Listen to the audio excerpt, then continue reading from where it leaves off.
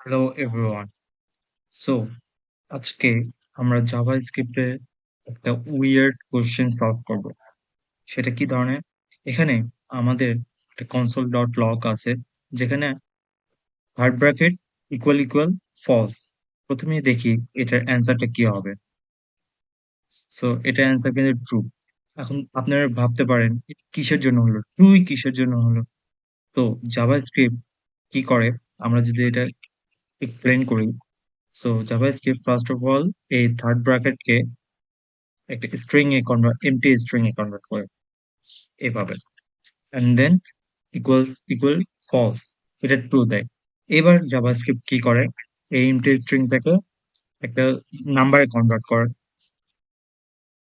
সেটা হচ্ছে জিরো, এবং ফলসটাকেও একটা নাম্বারে কনভার্ট করে, সেটা হচ্ছে জিরো, যেটা ইকুয়াল ইকুয়াল ট্রু।